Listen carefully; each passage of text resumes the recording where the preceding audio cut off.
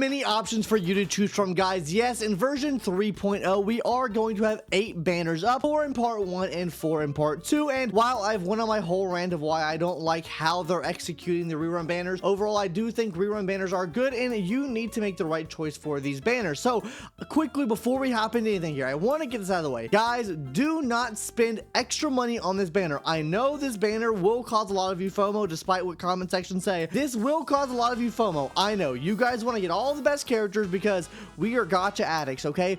Don't spend money on this game. Please do not spend money on this game. And if you do plan on spending money on the game, do not spend a lot of money on this game. Do not spend an exorbitant amount on this game. Do not incentivize this behavior of putting all the meta units back to back to back to back on yet another meta character banner or another meta character releasing in the game, because I don't want us to incentivize them to keep doing this in the future. With that out of the way, with my little rant there out of the way, let's go ahead now and talk about the pull priority for all 8 banners here today, guys. So I have a full list of all these characters here today, guys, and we'll be going over basically a pull priority. Which one's the worst to pull for? Which one is the best to pull for? So starting off at last place, number 8, Silverwolf. I think this is the easiest 8th place of my life, and how I'm going to be structuring this as well, guys, when we talk about these characters, I actually have a couple of these charts made right here going over what these characters do, how they're viable for free-to-play players, and how they will future-proof your account. These are the 3 things that I look for when I'm looking to pull for a character. So we're going to be going over all these things for every single character today. I'll try to keep it short and brief because there are 8 characters to go over. The first thing that she does, guys, she actually has a type change, meaning she can change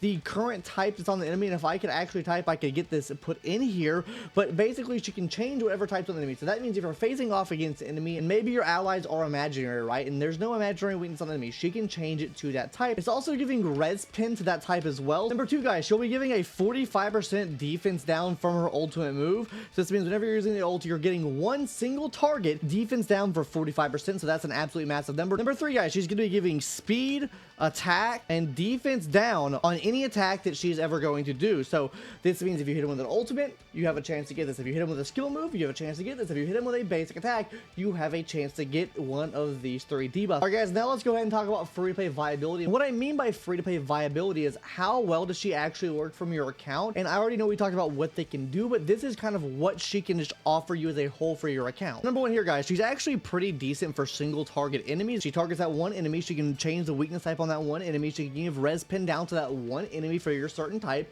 and she just absolutely slays there. So single target gonna be really good for her here. And with her being so single target oriented, she's actually pretty decent for most of Apocalyptic Shadow. I know there's a lot of enemies there, but if you're able to weakness break the one main enemy, which she can change type and then start whittling that breakdown for that one enemy, she can actually make some pretty decent plays within there. Then obviously you get all those debuffs when the enemy is broken, kill them faster so you have more points on your score at the end. The number 2 thing I think she can help you out with, guys, the amount of debuffs she provides, right? This is going to work really efficiently with characters like Acheron, and it's also going to work with people like Dr. Ratio as well. And then also, guys, any type of debuffing character that you might have, she's also going to be helping out with them in the future as well. So hopping into future proof ability, guys. Now, the main gripe that I have with Silverwolf, right, guys, is that her main shtick is being able to change weakness type, and then also the amount of debuffs she's able to provide, right? And the reason why I don't think the outlook is too good on her is because, first of all, for something like this, right, we have someone like Big J, right? The Big J, Big Boom. He's able to provide a lot of debuffs for the team, and at that,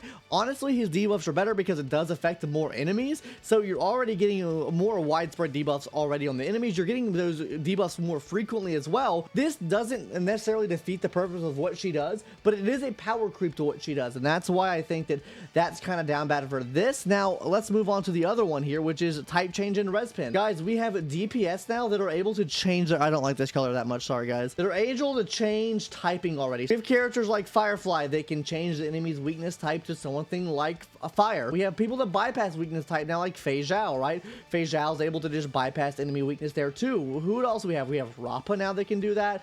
Oh yeah, we have BOOTHILL that can do that now. Now these are break characters obviously, but we have BOOTHILL that can do that now as well. Like, we are getting more and more characters in the game that can bypass weakness type, so that all in all just kind of makes her future proof ability just kind of shit its bed, right? Shit the bed, right? Now with Silverwolf, enough out of the way, let's go ahead and hop into our number 7 pick now, which is actually Jade. Yeah. But first of all, guys, what does Jade do? Let's go ahead and talk about what Jade does really quick. So first of all, guys, she's able to provide a 30 speed buff to you for 3 turns, or 30 speed buff to one ally for 3 turns. Also, another thing that she does, guys, if we take a look at something like her talent here, her talent basically allows her to do follow-up attacks based off of the amount of stacks that she gets from your allies doing attacks on the enemy. So that means the more times your ally is able to attack, the more times she's able to attack, which means the more time you're able to do damage. She's only as consistent on the amount of actions your main DPS has. Next, guys, as you can see here, AoE damage. She does AoE damage just to about everything. Attacks all enemies with that. Obviously, this is targeting one enemy. Her ultimate move targets all enemies.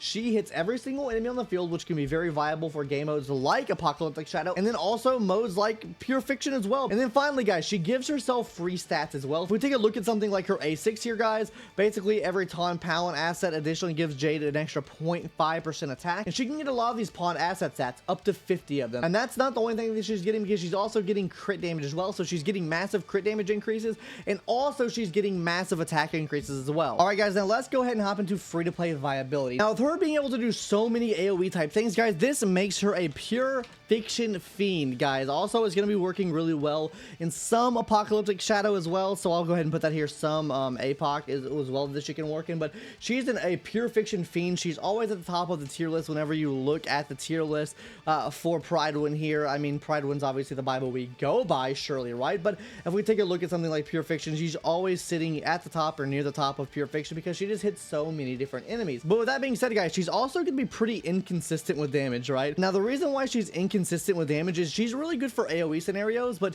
she doesn't really have much of damage outside of AoE scenarios. If she's not hitting multiple targets, she's not really doing that much damage. Her whole main thing is hitting every target on the field, but whenever you're not doing that, she doesn't have anything inside of her kit that necessarily gives her more damage to single target enemies. So very inconsistent damage if you're in a single target scenario. So that's a very big downside to me, because if she's doing inconsistent damage, do you really want someone with inconsistent damage that can't work in every single game mode on your account? Especially if you're a new player coming to the game, if you maybe don't plan on pulling for the HERTA that's gonna buff her up a lot. Like, how good is she really in those circumstances? It's also very reliant on your teammate as well, so if you don't have a good teammate to pair up with her, her damage still does fall off there too. I want to go ahead and talk about future proofing. So for her teammates, you really need specific people to work with her, right? So for example, in Pure Fiction, HERTA, Himiko do work really well with her. One May Robin as a buffer works really well for her. Blade works well for her, and lingsha can also provide her assistance as well. But her best in-slot team that you could possibly run would be a team with the HERTA. So if you plan on pulling for the HERTA and you wanted to use extra stellar jades to get something, this could be a pickup option for you. But I will say with that, right, I feel like her being a DPS makes her damage more liable to fall off in the future than some other characters. So I'm just going to put DPS fall off faster here. And what I mean by this is like DPS fall off faster than your average support character is, which we need to talk about Robin. We'll talk about Robin at some point in this video, but just know that I do think Robin is a better option for someone like the HERTA if you plan on pulling for her. And still, I know you saw a team over here with Fei Xaio as well, which was one of our higher ranked teams here with using a team with Fei Xaio, Robin. I mean, look at Robin. Robin's basically everywhere, guys. Come on, like, let's be real here. Like, even in situations with running it like with a Fei Xaio, right? Still kind of down bad, still kind of horrendous. So, like, overall, like, is it really something I can tell you to, like, absolutely run hands down with any character? No. Not at all. And that's why I think she's getting a power creep, because while her damage is good, I feel like they can make a character that's more consistent and does either the same amount of damage or more damage than her. Now, I know I'm going to get a lot of shit for this take right here, especially the Booty Hill fans. Yeah, number 6, guys. He is number 6 on my pull priority list here, so let's go ahead and hop into kind of what he does, because I do think he does offer a lot for you. I want to let that be known. There's one big caveat, though, that I do want to mention here. So let's go ahead and hop into what he gives you, right? From his ultimate move here, he's going to be applying a physical weakness to a single target. This means he changes whatever the enemy's the weakness is on the enemy to physical. This means he can potentially break that enemy and do his massive damage, because that's where his damage does come from. Also, on top of this, he's delaying action. Also, on top of this, guys, if we go over to something like his skill, he has a taunt in his skill, meaning he's going to taunt whatever enemies he's facing, so you can kind of take aggro off other characters on your team. But not only does it do this, guys, this is going to make the damage that enemy receives up by 30%. So this is like a vulnerability debuff that he's putting on the enemy technically, because they're going to be receiving 30% extra damage, and that also is going to be applying to his break damage he's able to do. On top of this, he's getting some of these stacks called pocket trick shot stats. This plays into his talent here, guys. Basically, every time you get a stack of pocket trick shot, he'll be getting giving 50% additional toughness reduction damage. So this means you can get up to 150% toughness reduction damage on him. Also, guys, not only this, based on the number of pocket trick shot stacks he has, he's going to be increasing the break damage he deals to that target up to 170%. So this is absolutely massive. And then we can look at things like this. He's giving himself free crit rate and crit damage based off of just having break effect built into his kit here. So overall, guys, he's very self-sufficient in a way that he gives himself a lot of different buffs. And I think we already mentioned that last section before what his free-to-play viability is, guys. That's really just going to be self-sufficiency, guys, right? Because self-sufficiency is the main thing he does. This means you realistically need less of a build to actually make him work with this. Another thing that can go with this, guys, is easy build, like we just mentioned there. Very easy build. He has a break build. Break build really doesn't require you to get too much other than like attack percentage and break effect, so you're not really having to worry about the crit stats as much. Obviously, he would want speed, but overall, pretty easy build in my opinion. There's a lot of sets you can actually run him and use him with, so that's a very big pro for him as well. Now, free-to-play viability. His light cone. Guys, it's kind of sig or nothing, guys. That's one of the main reasons I put him in this position, is because he really doesn't have a good light cone to run outside of his sig. And I think this goes without saying, guys, he is amazing at single target, guys. So any single target enemy he is going to be absolutely busting against, guys. So yeah, single target, very good. And then future proof ability. This is the big section I want to talk about here, guys, because my god, I think his future proof ability is it's pretty wishy-washy. First of all, guys, do I think we're gonna get a better single target break DPS? Yes, I do. I think we're gonna get that, and that would automatically power creep him. How soon is that going to come? I don't know. I feel like they're feeding a lot into this new remembrance meta that we have in the game right now. So is that going to come for a while? I have absolutely no clue. We're gonna have to wait and see on that. But the biggest fear that I have with break characters, guys, they have one big flaw. No break, guys, is gonna equal no damage at all. Now, I know a lot of people say, well, they wouldn't just remove break from the game because it's a core mechanic of the game. No, they won't remove break from the game. They won't be removing the ability to break the enemy shield. But what they will do, and what they can do, and what they probably will do, is remove the ability to break certain enemies. Give certain enemies mechanics where they can't be broken. And then the second thing they could do here to really fuck you and screw you over with this is if you add enemies with more toughness bars. The more toughness you have to break, that means the less time you actually have to break the enemy. And also the more time while you're breaking that enemy, the more cycles you're taking. So more toughness bars would actually be a pretty big nerf to the break class as a whole, just because you have to think, whenever the enemy's getting back up normally with a normal enemy, right, you're able to kind of break them down fast again and start doing your damage again. But when you're breaking the enemy down here, you're able to maybe do your super break damage at the end here, right? Obviously, Boothill's getting a lot of his damage from that initial break there, but what happens when you get down all this stuff with bars and then you finally get the break of what, maybe 2 cycles of trying to break the enemy shield, then you can do your buku's amount of damage, and then they immediately come back up. It's going to take you 2 more cycles to break the enemy shield down again. That's my main fear. That's my main concern. That's why he's so low on this list, because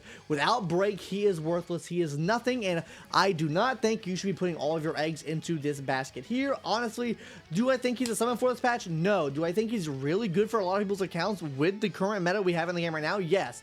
That's why I put this in the future proofability section, because I do think in the future they're going to be adding more enemies in that can't be broken or have more toughness bars, or just make it harder in general to actually do damage with your breaking characters. Alright guys, so next up on our list here, number 5. Who am I putting here? Lingsha. Now the reason I'm putting Lingsha here is because I do think she's a very solid sustained character. She does have, I guess that's the only thing she can do in certain scenarios. I do think she's better than Boothill just because of the fact that, while yes, breaking is really good for her, while yes, she scales for breaking, she can still do her main job if you cannot break the enemy, and that's heal your team up. Whereas he cannot do his main job if you cannot break the enemy. She has a little bit more future-proof ability, which we're going to talk about now, guys. So let's go ahead and talk about everything that she is going to be giving you. She is going to be giving herself free stats, which we love characters that give themselves free stats. This means it is easier to build those characters. Basically, she's increasing her attack and outgoing healing by an amount equal to her break effect. So this is really good just for getting free stats. Secondly, guys, she's able to break the enemy team. She has a follow-up attack. She has a summon. So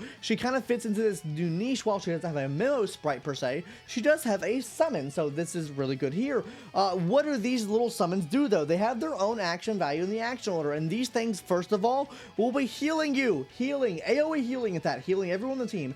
On top of this, guys, each time Fuyan launches a follow-up attack, or each time the bunnies come out and attack, you will be displaying 1 debuff. So this is a cleanse for every single ally on your team as well. And that's not even getting into her ultimate move here, guys, which puts a befog on every single enemy, which is a debuff. Good there. It's going to be making them take increased break damage for 2 turns, meaning she's really good in super break teams, which is the meta team right now. And like I said with Boothill, right? don't put your eggs in one basket, but she can still do her job without break. But with that being said, a lot of her kit is structured into breaking the enemy and doing break on the enemy. So that's why I'm always going to put break lower on a tier list, is because it is so easily to be countered, and I do think a counter's coming. Now, you might say, well, this is just assumptions that you think break's gonna get countered. Yep, I'm just assuming, all right? And that kind of leads us into our free-to-play viability section here, guys. Like I mentioned, she gives herself a lot of free stats. This means she's gonna be a pretty easy build for your account. There's not much that really has to go into her, not as much as a normal healer, because she gives herself a lot of these free things already. And something we mentioned before, guys, she can do her job without having any break or having to do break on the enemy, so that's also very good and viable for free-to-play players as well. She's not relying on you breaking enemy shield to do her job. So for her future-proof ability, right, is I think that she'll always be able to consistently do her job, but what more does she really offer you outside of the job that she does? She offers you a lot for break, so I do think all in all, whenever you're running a break team, she is the de facto healer for break team, and I don't think we're gonna get a de facto healer or sustain character for break team for a while, because we do have her in the game now. So for future proof ability, I think she's gonna be very, very solid for those break teams. Now, if we're talking about a general sustain character that works in most teams and can just work in most teams, she does her job nicely, right? She fits in with all the other sustain characters. I think she is a power creep to Locha, and I do think she'll probably keep this placement for a while. So future proof ability, I think the future does look bright for her. I'm just scared for when break gets actually nerfed, then her value does start to drop a bit, because she can't do, I guess, you know, the main reason she was kind of built to do, right? Like, sustains the team, sure, but can't really do damage on break, and then can't really buff up break damage if you can't break the enemy, right? All right, guys, now we're breaking into our top 4. Now, the big thing I want to mention about top 4 before we actually hop into it, guys, I genuinely think all of these top 4 characters here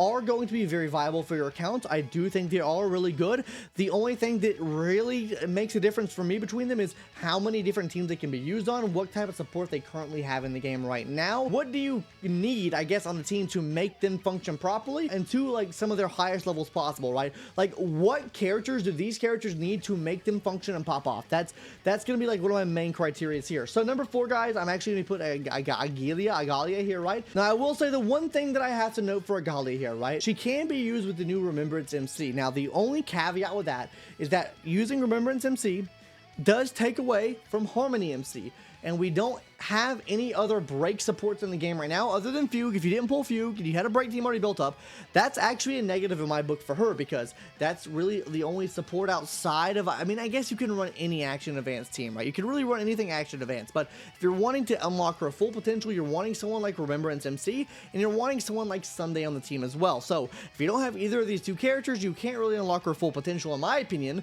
So with that being said, that's why she's going number 4. I think her damage output is going to be great when you can have those different things and use those different things. But the biggest gripe that I have with her is that she's taking away Harmony MC without us having any other type of fill-in other than Fugue for the break path. So for that, I'm putting her here. Now, for number 3, you guys are probably gonna get pissed about this one as well. I'm putting Fei Xaio here. Now, the reason I'm putting Fei Xaio here is because I do believe while Fei Xaio is the best effective DPS in the game, and I do think Fei Xaio is actually going to be better than what HERTA is able to do in terms of damage output and stuff like that.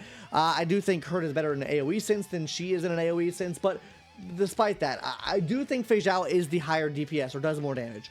My main thing here is you kind of want Robin on a team with her to really make her function properly and good. You really do want more pay-to-win options, I guess you could say, for her, because, you know, Robin, really good there. Topaz and E6 Mo's, kind of the same thing, but you want at least E6 Mo's there, so that's a lot of investment into your E6 Mo's.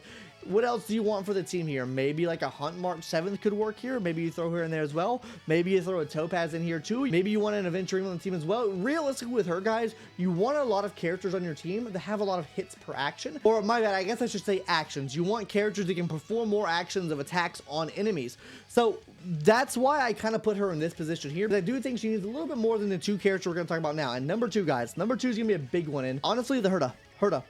The new HERTA.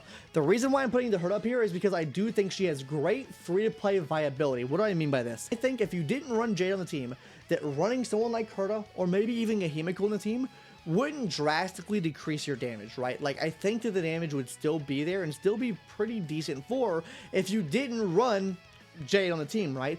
While I think Robin is probably the best in-slot supporter for her, I do think she can find great value out of running characters like Branya, running characters like Sunday as well to help out with the energy that she has. You can also run the new Remembrance MC with her as well. Like, it's not like she doesn't have like a lot of must for her team. The only must I would say for her team she needs is an erudition character, and we already have some great free-to-play options that work with her really, really well. So for that matter, I'm putting her at number 2 because I do think she gives herself a lot of free buffs and is also probably easier to build than someone like Fei Xaio. Fei Xaio, you really need to get close to like 100% crit rate to even make her like deal like a decent amount of damage, whereas with her, gives herself a lot of free crit damage, and then on the crit rate end, you can just kind of build into that and get that up. It's not really too hard to do that. But if we're comparing the two for like free to play and like low spenders, I do like HERTA a bit more. Now for the final option, guys, obviously come on, let's be honest, guys. Robin. As I mentioned this whole video, I think you've been hearing me mention it, guys. Robin works really well here, right? Robin works really well for the HERTA, right? Robin works really well here, probably best in slot here, right? Robin probably best in slot here. Robin probably best in slot here. Robin maybe not best in slot here, but still works really well here. Robin can work on this team as well because attack does affect break. Robin can work here as well.